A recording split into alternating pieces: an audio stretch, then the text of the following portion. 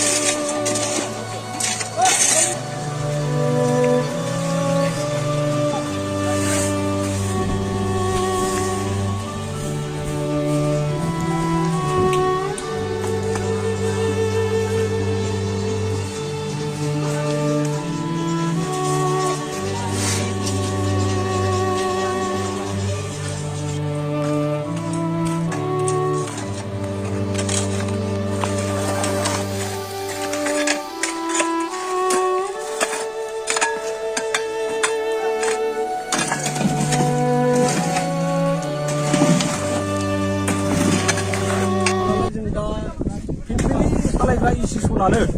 जोङो ज' जानानै ओंखारलायनानै जग जामग बयबो ओंखारनानै दा बे लामाखौ जों ग्रेभेल होगासिनो दङ दा बे ग्रेभेल होनायनि पारपासैनो हाबिफ्राबो बहुत मानसि हान्थामेला खालामो बेजों मारुपारा सिमला बागान उदालगुरि दावराय गाबनाय बिराद हा गोदाननि ओरै खुंग्रिनि माने ओरै फैयो सुनिबार बाजार जायो बे लामा आरो बिराद स्टुडेन्ट मानसि थाङो स्कुलनि स्टुडेन्ट मानसि दैलिक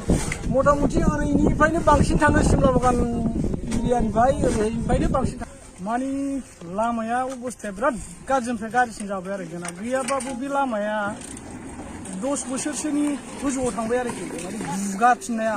बिनिफ्राय रिफाइरिं गैया लामाया बिराद गाज्रिनिफ्राय गाज्रिसिन जाबाय अबस्था मा खालामनो सरकाराबो नै सिङाव मा जानानै दङ माने लामाया रिफाइरिं फैया माने गाज्रिनिफ्राय गाज्रिसिन जानायाव माने जों बेटारि गारि सालायग्रा ड्राइभारफ्रा ज' जानानै माने बे लामाखौ एसे गोजौ गाहायफोरखौ समान खालामदों आरोखि सेंग्रेबेल रोगानानै बेटारि गारिजों 4 किल'मिटार जों सिमला बागान टु सानसेखौथ' 4 किल'मिटार जायो गैयाबाबो बे लामाया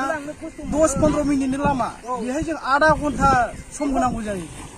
स्टुडेन्टफोर लांलाय लाबोलायावथ' जों एकदम आब ओंखारनांगौ जायो हास्लाबा टाइमखौनो मेकआप खालामनो